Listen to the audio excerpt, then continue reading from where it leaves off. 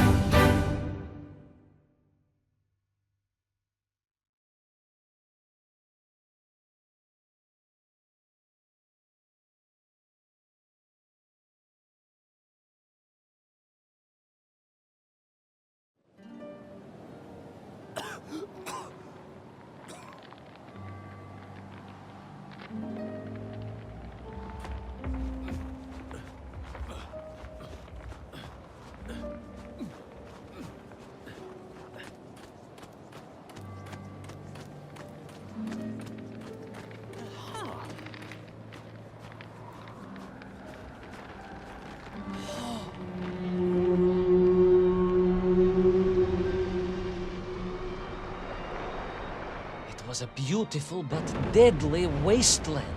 Freezing cold, brutally chilling, enough to kill a man in hours. Yet here you are. Indeed, General.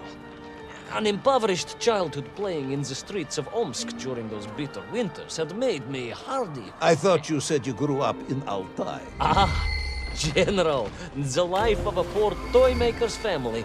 We had to move from place to place just to find work.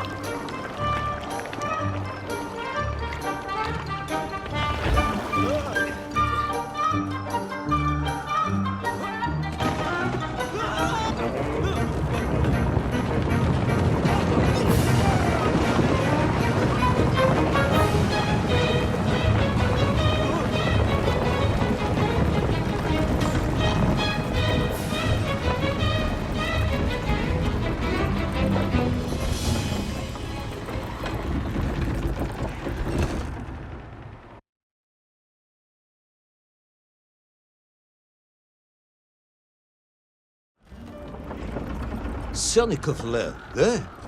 Of course, Sannikov himself reported nothing more than a bluish fog on the horizon. Your island may be nothing more than the product of overactive imaginations. General, consider this.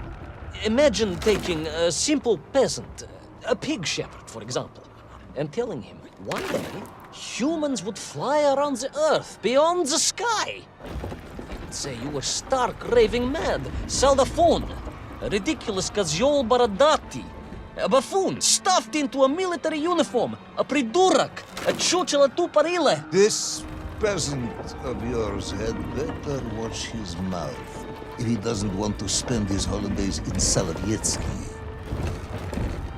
Perhaps you should return to your story.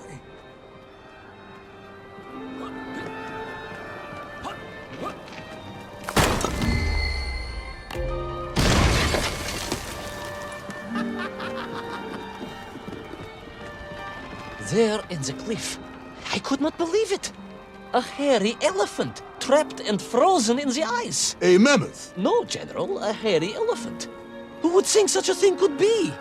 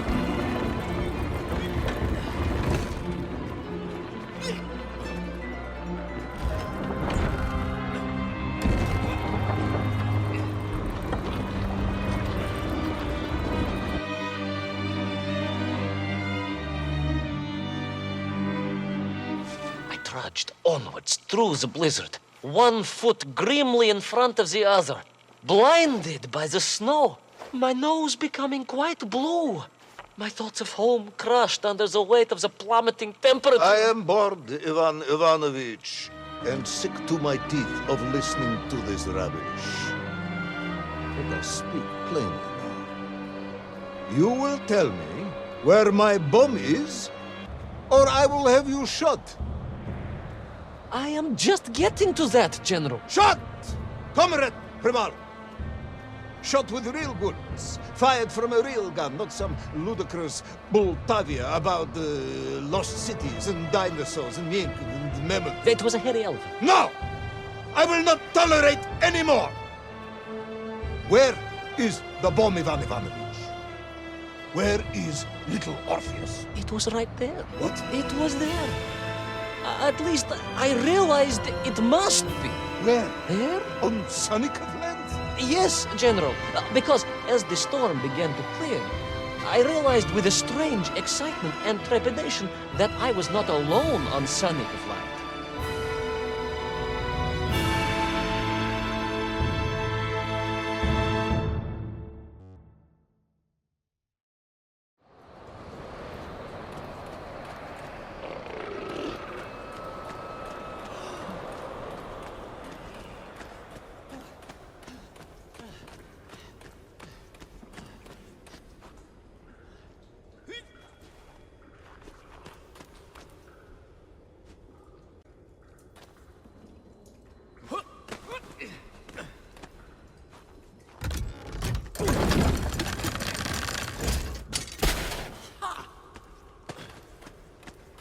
Wait.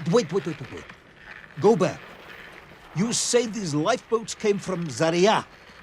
A Russian ship? Zarya returned home, but not with all of her crew. And here were the missing lifeboats, trapped in the ice for all of these years. And it could only mean one thing. That you are continuing to hang upshot on my ears.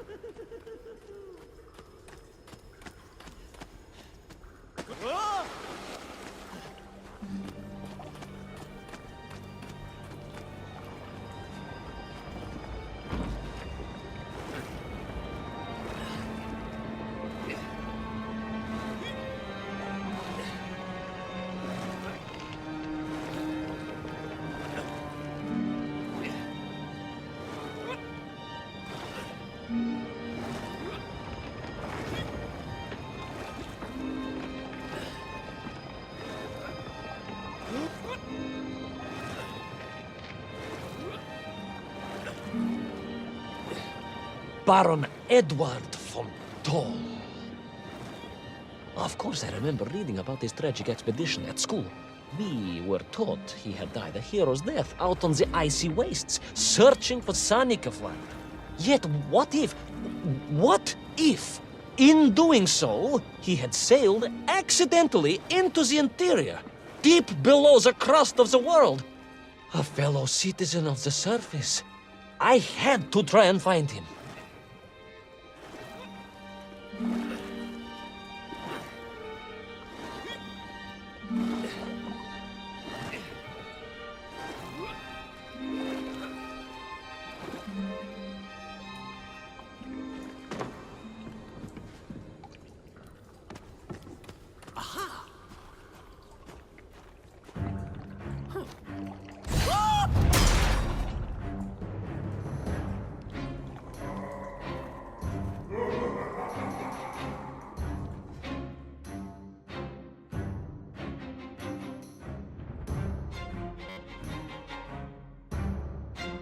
A dead explorer stole my... Not dead, General, but quite insane. Perhaps it was the loss of the arm or the leg, or the long years in isolation. But Toll was clearly mad. You should have got along perfectly then. How I wish we had. But no, General. Whatever Toll's intention with little Orpheus was, I had no time to consider it. I was in mortal peril once more.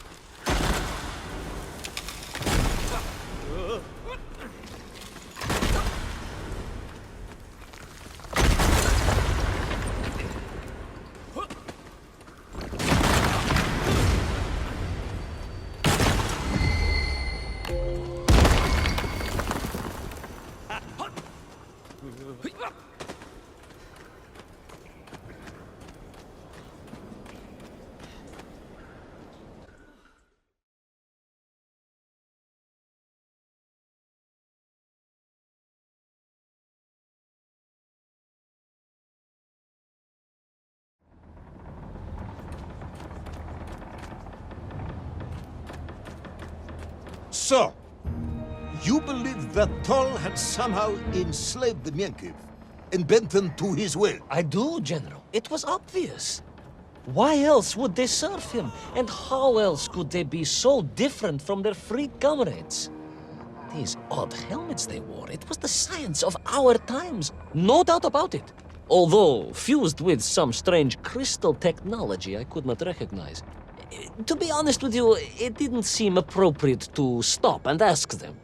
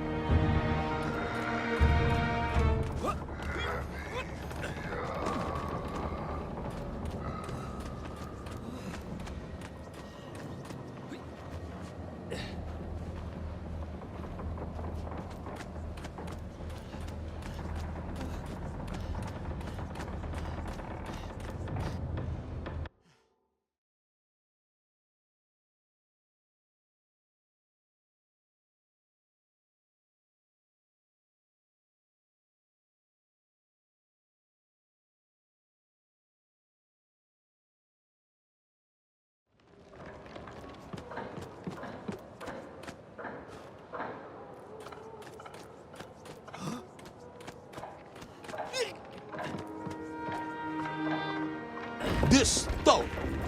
You say he was an explorer. Yes, General, he was. He vanished some 60 years ago. I remember the story well. And you say he stole little Orpheus. To get home, General. To get home. I think he must have thought he could use the atomic bomb to blast his way back to the surface. Brilliant, Ivan Ivanovich! And you expect me to believe that a 100-year-old madman not only survived below the Earth's crust, but enslaved his Sannikov, explored the lost worlds, and discovered the secrets of atomic power, all by himself? A Tsarist general! An imperialist! No doubt harking back to the terrible days before the Great Revolution. And Estonian! Estonian? Estonian, General! They are wily people.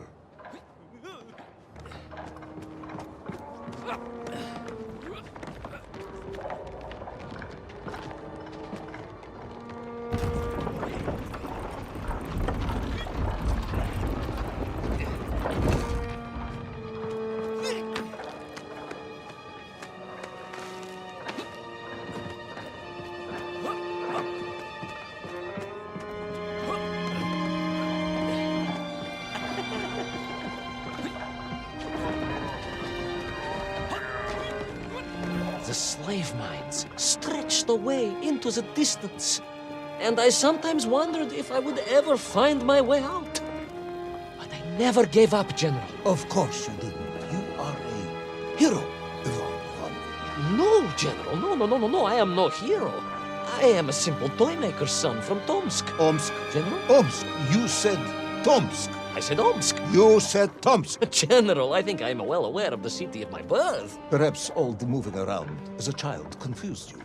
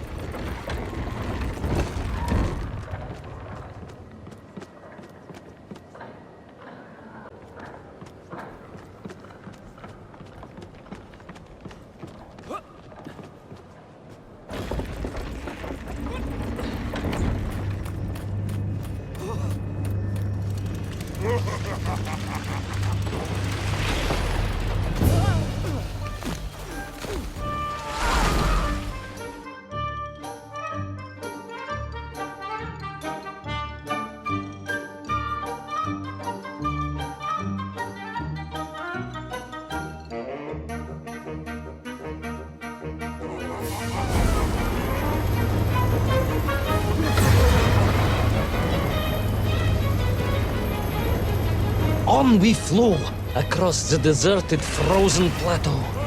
I was single-handed in my pursuit, dogged in my determination.